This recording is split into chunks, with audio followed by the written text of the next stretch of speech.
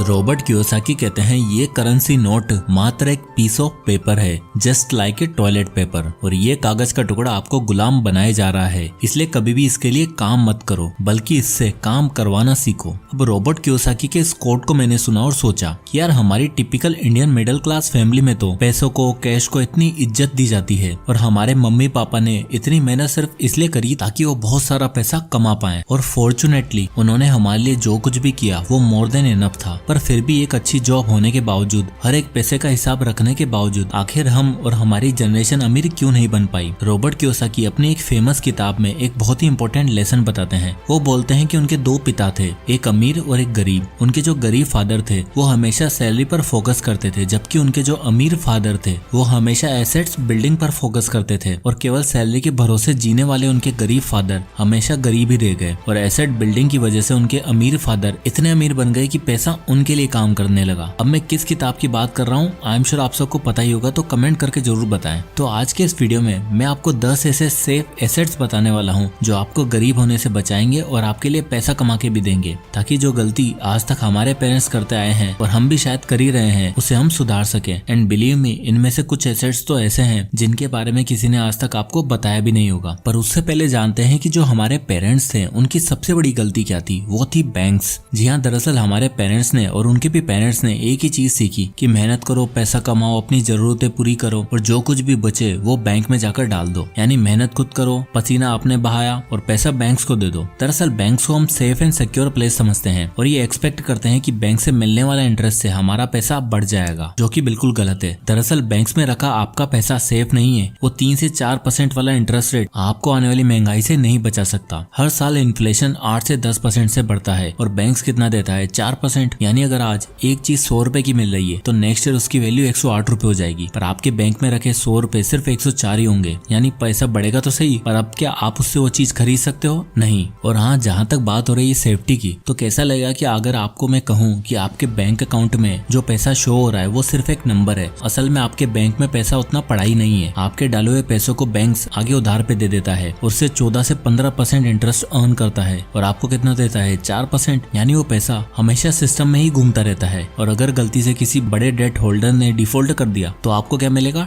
ठेंगा। तो अब आप सोचो, बैंक्स में सारा पैसा रखना सही है क्या? मेरे हिसाब से बैंक में सिर्फ वो पैसा रखना चाहिए जो इमरजेंसी सिचुएशन के लिए या इंस्टेंट कैश के लिए जरूरी हो, और बाकी पैसा आपको लगाना चाहिए इन 10 अमेजिंग एसेट्स को बिल्ड करने में। तो आइए जानते हैं एक एक करके इन सारे एसेट्स को।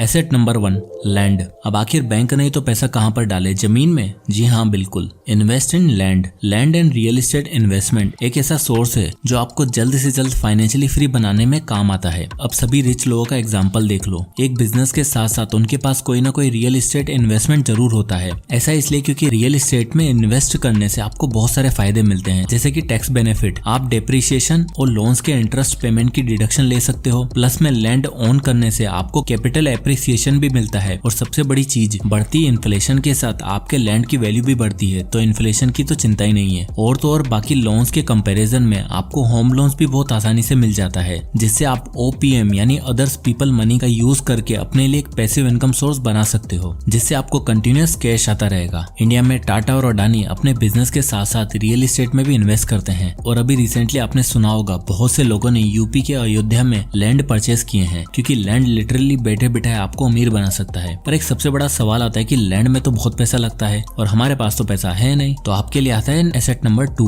रीट्स यानी कि रियल एस्टेट इन्वेस्टमेंट ट्रस्ट। ये एक म्यूचुअल फंड की तरह काम करता है। इसमें ये ट्रस्ट या फिर कंपनी कमर्शियल प्रॉपर्टीज जैसे मॉल्स, होटल्स, शॉप्स या फिर रेजिडेंशियल प्रोजेक्ट जैसे अपार्टमेंट्स, हॉस्टल, इन सभी जगहों पर अपना पैसा इन्वेस्ट करती है। अब रीट्स में इन्वेस्ट करने से आपको 3 फायदे मिलते हैं। नंबर 1, इसमें आप मात्र 500 रुपए से भी शुरुआत कर सकते हो, तो आपको ज्यादा अमाउंट की जरूरत नहीं होती। नंबर 2, अब ये कंपनी जिन जिन जगहों पर पैसा लगाती है जैसे मॉल्स में या फिर होटल्स में, जो कि कमर्शियल प्रॉपर्टीज होती है, तो वहां से इनको हर महीने रेंट आता है। तो ये कंपनी अपने इन्वेस्टर को जितना भी टोटल रेंटल इनकम होती है उसका 90% डिविडेंड के रूप में दे देती है, यानी कि डिविडेंड आपके बैंक अकाउंट में हमेशा क्रेडिट होता रहता है। नंबर 3, रेंटल इनकम तो हमें रेगुलर मिलती ही रहती है, साथ ही कंपनी जिन प्रॉपर्टीज को खरीदती है उनका प्राइस भी समय के साथ बढ़ता चला जाता है, और फ्यूचर में लैंड की प्राइस बढ़ जाने से आपको कैपिटल एप्रिसिएशन का भी फायदा मिलता है। तो अगर आपके पास लाखों करोड़ों नहीं है रियल एस्टेट में इन्वेस्ट करने के लिए तो रीट्स आपके लिए एक अच्छा ऑप्शन हो सकता है। तो अभी तक अगर आपको ये 2 एसेट्स पसंद आए हैं तो वीडियो को लाइक करना ना भूलें। अब चलते हैं एसेट नंबर 3 पे, लाइसेंसिंग। लाइसेंसिंग का मतलब है एक ऐसा एग्रीमेंट जिसमें आपके द्वारा बनाया गया कोई भी डिजाइन, आर्ट, टेक्नोलॉजी या फिर प्रोडक्ट आप किसी दूसरे को दे देते हो और बदले में उसकी सेल्स का कुछ परसेंटेज कमीशन अर्न करते हो। जैसे कि मई 2018 में नेस्ले और स्टारबक्स ने $7.5 बिलियन की एक डील करी, जिसमें नेस्ले ने $7.5 बिलियन के कैश के बदले में स्टारबक्स से उसके एक्सक्लूसिव राइट्स खरीदे ताकि वह स्टारबक्स के प्रोडक्ट जैसे कि कॉफी और टी बीन्स को वर्ल्ड वाइड बेच सके और इसके बदले में स्टारबक्स को टोटल सेल्स का भी कुछ कमीशन मिलेगा, यानी कि $7.5 बिलियन तो सही, साथ में कुछ कमीशन भी। ठीक इसी तरह माइक्रोसॉफ्ट हर कंप्यूटर कंपनी के साथ लाइसेंस एग्रीमेंट करता है क्योंकि विंडोज सॉफ्टवेयर ही उनका है, जिससे उन्हें डील का तो पैसा मिलता ही है, साथ में हर सेल्स पर रॉयल्टी भी मिलती है। अब ये तो बड़ी बड़ी कंपनीज की बात हो गई, पर आप अपने आप कोई ऐसा आर्ट या कोई ऐसा प्रोडक्ट बना सकते हो। जैसे स्टीफन की नाम के एक आदमी ने माइकल जॉर्डन का एक वॉल बॉल बनाया था और एक कंपनी को बेचा, जिससे उन्हें 10 सालों तक हर साल 70 लाख रुपए मिले। और मजे की बात तो ये है कि इस डिजाइन को बनाने में उन्होंने सिर्फ $20 से $30 ही खर्च किए थे। तो अगर आप भी कुछ ऐसा प्रोडक्ट या डिजाइन बना सकते हो तो आप भी लाइसेंसिंग के थ्रू उससे लाखों रुपए कमा सकते हो। अब आता है asset number 4, flip products online या फिर ऑनलाइन रीसेलिंग। तो बेसिकली इसके अंदर आपको कोई भी प्रोडक्ट जैसे कि क्लॉथ, एक्सेसरीज, इलेक्ट्रॉनिक्स सस्ते दामों पर खरीदकर ऑनलाइन प्लेटफॉर्म जैसे कि मीशो, अमेजोन, फ्लिपकार्ट पर महंगे में सेल करना है। एग्जाम्पल के लिए मान लो आपके आसपास कोई फ्ली मार्केट है जहाँ काफी सस्ते में लेडीज क्लोथ्स मिलते हैं, तो आपको वहाँ से परचेज करना है और फिर इन प्लेटफॉर्म पर एक प्रोफाइल बनानी है जिससे आप उन कपड़ों को वहाँ पर लिस्ट कर सकते हो। और जब आप कैटलॉग तैयार करोगे तो प्रोडक्ट को लिस्ट करते समय उनकी ओरिजिनल प्राइस से 20 से 30% ऊपर लिस्ट करना है। यानी अगर आपने 300 रुपए का एक कुर्ता लिया है तो आप उसका प्राइस 400 से 500 रुपए रख सकते हो। और मीशो और अमेजोन जैसी वेबसाइट पर अपना प्रोडक्ट लिस्ट करके आप उस 300 रुपए के कुर्ते को 200 रुपए के प्रॉफिट पर सेल कर सकते हो। और इसमें आपको कोई डिलीवरी की टेंशन नहीं लेनी पड़ती क्योंकि वो काम अमेजोन और बाकी वेबसाइट कर लेती हैं। ठीक इसी तरह आप लॉकेट्स, ब्रेसलेट जैसी कई एक्सेसरीज को भी बेस्ट रेट पर परचेस करके ऑनलाइन फ्लिप सेल कर सकते हो और उन लोगों तक पहुंचा सकते हो जो इस तरह के प्रोडक्ट को पसंद करते हैं। अब आता है एसेट नंबर 5, इक्विपमेंट्स। अगर हमारे पास कोई इक्विपमेंट है, कोई ऐसी चीज जो दूसरों के काम आसान कर सके, उसे रेंट पर देकर आप अपने लिए एक पैसिव इनकम सोर्स बिल्ड कर सकते हो। जैसे कि एक्स्ट्रा कार या फिर बाइक या फिर कोई DSLR कैमरा जिसे आप यूज नहीं करते, या फिर कोई म्यूजिकल इंस्ट्रूमेंट जो पड़ा पड़ा खाली धूल खा रहा है, उसे किसी क्लब या इंस्टीट्यूट में देकर मंथली रेंट रिसीव कर सकते हो। कार और बाइक जैसी चीजों को आप ओला और उबर प्लेटफॉर्म के जरिए रेंट आउट कर सकते हो और मंथली एक अच्छा खासा अमाउंट अर्न भी कर सकते हो, वो भी बिना कुछ किए। अब आता है एसेट नंबर 6,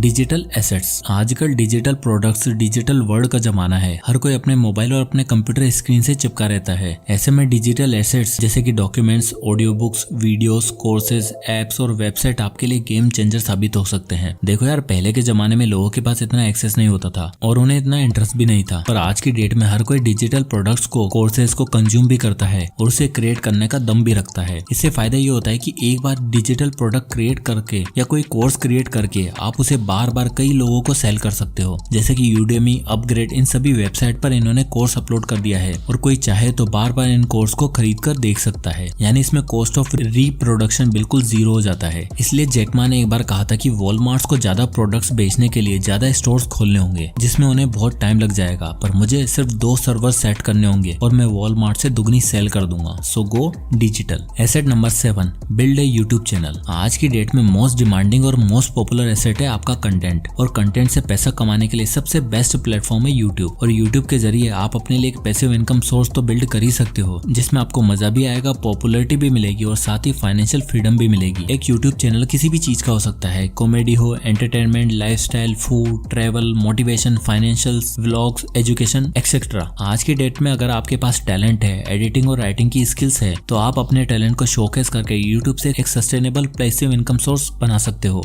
यूट्यूब से आप 2 तरह से पैसे कमा सकते हो। पहला तो एडसेंस, जो हर महीने यूट्यूब आपको देता है अगर आपके चैनल पर ठीक ठाक व्यूज आना स्टार्ट हो जाते हैं। और दूसरा है ब्रांड डील्स और कोलैबोरेशंस, यानी जब आपके चैनल की रीच बढ़ जाएगी तब अच्छे अच्छे ब्रांड्स आपके पास आएंगे और आप उनके प्रोडक्ट को प्रमोट करके एक अच्छी इनकम जनरेट कर सकते हो और कितना भी कमा सकते हो, उसकी कोई लिमिट ही नहीं है। और ये इकलौता ऐसा एसेट है जिसने इंडिया में सच में बहुत से लोगों को करोड़पति बनाया है, क्योंकि अच्छी अच्छी जॉब में भी लोग इतना नहीं कमा पाते जितना आजकल यूट्यूबर्स कमा रहे हैं। अब आता है एसेट नंबर 8, कमोडिटीज। देखो यार, कई बार ना लाइफ में ऐसी सिचुएशन आ जाती है जब हमें लगता है कि पैसा ही सब कुछ नहीं होता। जिंदा रहने के लिए, अच्छी लाइफस्टाइल जीने के लिए हमें कमोडिटीज की भी जरूरत होती है। जैसे कोविड कोविड वाले टाइम का एग्जांपल ही देख लो। लोगों ने 100 रुपए देकर भी सैनिटाइजर और मास्क खरीदे, 200 रुपए किलो टमाटर भी खरीदे। क्यों? क्योंकि कहीं ना कहीं कमोडिटीज की वैल्यू कैश से ज्यादा है और रिच लोग इस बात को भली भांति समझते हैं, इसलिए वो गोल्ड, स्टील, ऑयल जैसे कमोडिटीज में खूब पैसा इन्वेस्ट करते हैं। रॉबर्ट कियोसाकी खुद भी कमोडिटीज को ज्यादा प्रेफर करते हैं as compare to cash. Gold इन सब में एक ऐसी प्रेशियस कमोडिटी है जो आपकी लाइफ को बहुत हद तक आसान बना सकती है, इसलिए करंट सिनेरियो में बाकी चीजों के साथ साथ कमोडिटीज में इन्वेस्ट करना आपका सबसे बेस्ट ऑप्शन हो सकता है। अब आता है एसेट नंबर 9, एफिलिएट मार्केटिंग। अगर आप मार्केटिंग में अच्छे हो पर आपके पास आपका खुद का कोई प्रोडक्ट नहीं है तो आप पहले दूसरी कंपनीज और दूसरे प्रोडक्ट के लिए मार्केटिंग कर सकते हो और बदले में एक फीस चार्ज कर सकते हो। अब जैसे मान लो आपको स्टॉक से म्यूचुअल फंड में इन्वेस्ट करना है तो आपके पास एक डीमेट अकाउंट होना चाहिए। अगर आप इस वीडियो के डिस्क्रिप्शन या फर्स्ट कमेंट में जाओगे तो आपको एक डीमेट अकाउंट ओपन करने का लिंक मिलेगा जो आपके लिए तो बिल्कुल फ्री है, इसमें आपको कोई पैसा या कमीशन नहीं देना। और अगर आप मेरे इस लिंक से जाकर डीमेट अकाउंट ओपन करते हो तो बदले में मुझे कुछ एफिलिएट इनकम होगी। तो इस तरह अगर आपके पास भी ऑडियंस इकट्ठा हो जाती है तो आप भी एफिलिएट इनकम के थ्रू ठीक ठाक सा पैसा बना सकते हो। अब आता है एसेट नंबर 10,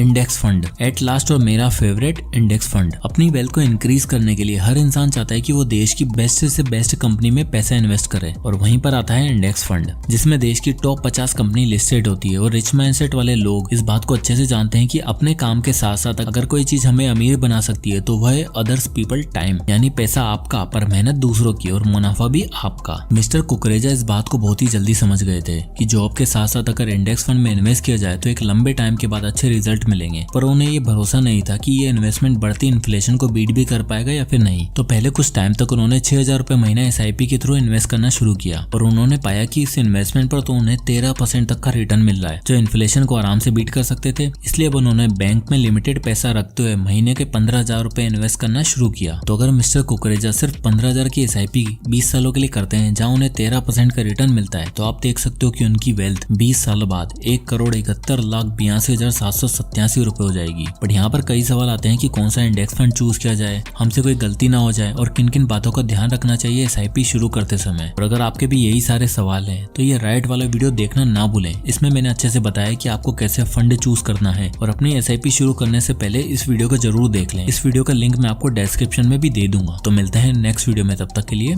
जय हिंद।